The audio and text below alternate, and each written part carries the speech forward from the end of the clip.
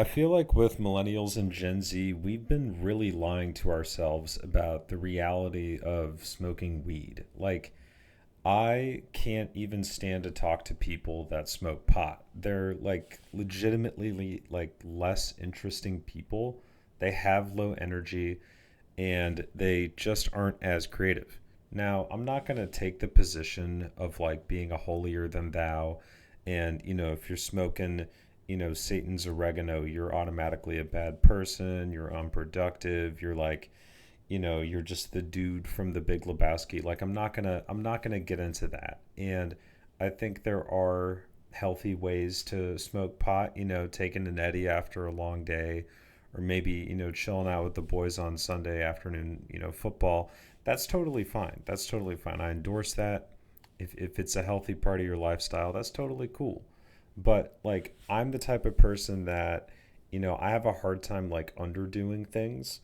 So like I used to smoke from time to time, because I wanted something to relax and chill after like a stressful day of work or school.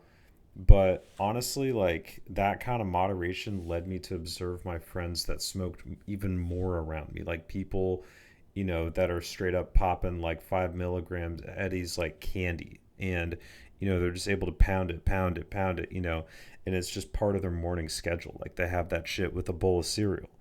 I don't know how people manage that kind of thing. Like I can't have like a $15 to $20 a day weed budget, That adds up so much. Like we're not making that kind of money.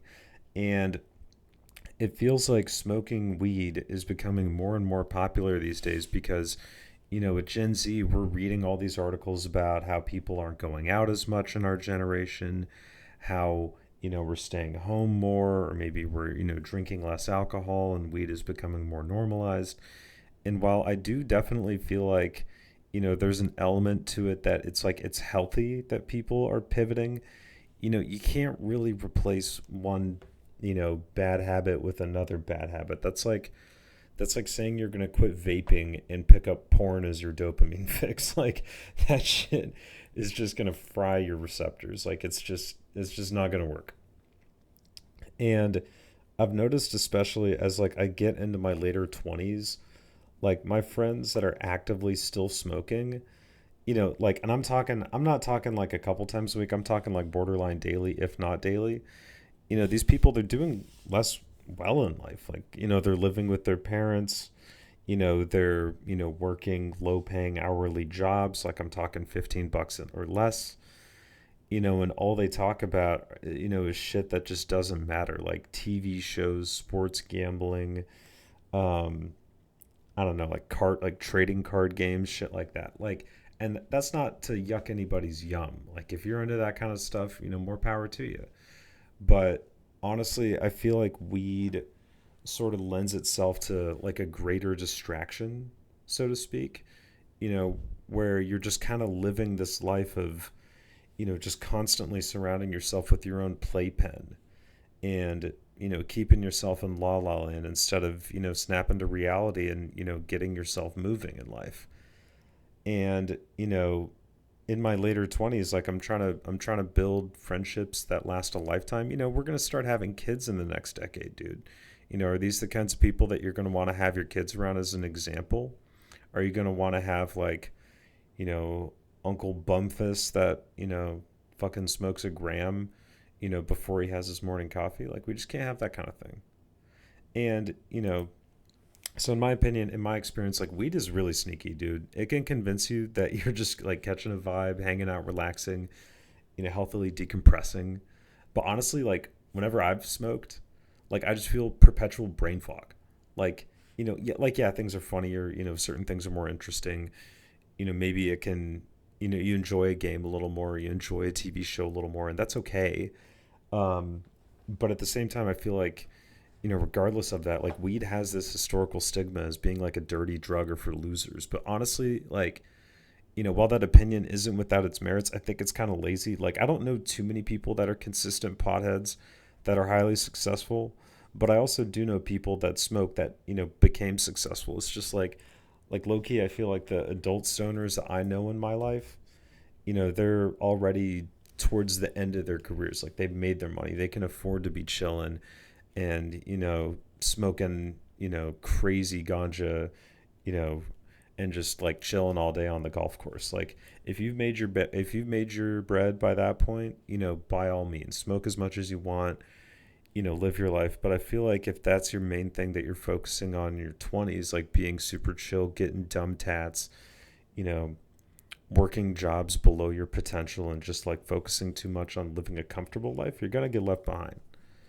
And I don't know too many people, like I said, that are like consistent potheads that are highly successful in the area that I live in. I mean, but then again, this could be selection bias. Like I live mostly among salaried white collar folks. Like there's not a whole lot of blue collar guys where I live. Um, but at the same time, like maybe that's survivorship bias, but maybe there's an element of truth to it. Like, when I was in college and I was still smoking more, like I thought that I was still capable of being pretty productive, like when I was smoking. And I had plenty of friends that smoked and convinced themselves that they were productive. Like they had, part-time jobs on top of pretty stressful degrees. But honestly, like I watched them regress, and they did not end up doing anything later on. They might have been in good programs, they might have had good potential, but like I did not see these people become, guys that I want to surround myself with in my later 20s. And like Loki, like smoking in college was such a big thing, but it's so different nowadays because like I know I've talked about this in other videos. We're drinking, when it's a habit and sort of what it carries over after college. But smoking pot is exactly the same way. I'd watch, these guys, wake and bake, and like people that wake and bake after college, like that is a deeply unwell thing to do. Like you're hindering yourself in your careers. I just I know people that couldn't keep, sleep at night without smoking. Like imagine you're trying to get a job and you got to hit up your buddy for some clean piss. And it's like a grown ass man asking for that kind of thing, dude. Like that's some shit you should do for a summer job when you're like 16, if even that. And honestly, even beyond that, after the years of the use, dude, it like getting paranoia. I know, like maybe not me personally. I didn't, smoking never made me that paranoid, but it made my friends hella paranoid. And it became less of a chill factor and more of a source of internal panic. Like I'd watch people like shrivel up, when they smoke, and they just talk less. They used to talk more when they smoked. Now they talk less. That kind of thing. And I feel like weed for so many people, if you use it healthily, I mean, yeah, it doesn't apply to you, but it's also like a comfortable jail cell. Like you're comfort maxing. And if you're comfort maxing, bro, you're never going to change because being comfortable, it's sort of like being in a jail cell, with an open door. So, you're in your comfy little jail cell, you're in your gilded cage, and that's great and all, but and you have everything you need in there, right? Like you got your video games, you got your cold beers, you got your snacks, everything you could need, just like on a cold one set, everything you could need to just relax and hang out. But eventually, once that paradigm shift happens in life and your friends start changing, that's when that door slams and you're stuck forever. You're stuck forever, just a guy who never realized his potential because he was too busy, sat in a haze all day. So, what I implore for, young guys nowadays and what I realized I needed to do is discerning the difference between real chilling and fake chilling. And sort of what I mean by that is like real chilling comes from like a legit, like low cortisol lifestyle, which is when your like daily stressors are totally manageable and don't drive you totally insane. Like job stress, friend stress, relationship stress, managing your goals, keeping up on your utility bills, remembering to call your mom, getting that thing moved out of your parents' house that you left there, like that kind of shit.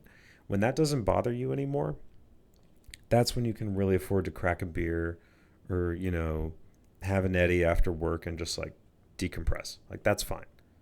But if you're smoking too much, like it just postpones that, just like alcohol. And I think that's one thing about the weed stigma that a lot of people aren't getting is it postpones the inevitable regardless. Except like I feel like with weed, you low key forget about it more just because the high lasts so much longer.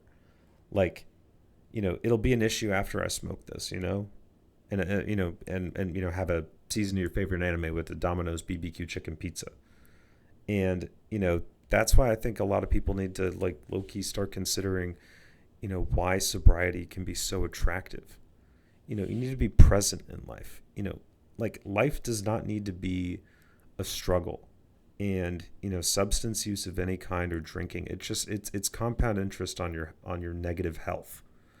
And I feel like when I'm truly present in the moment and I can properly process my thinking, rather than constantly disassociating or trying to hide behind something, I feel so much clearer, you know?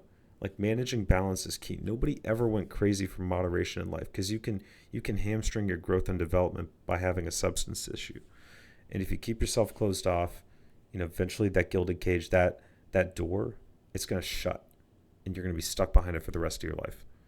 So guys, I feel like in that sense weed isn't chill anymore.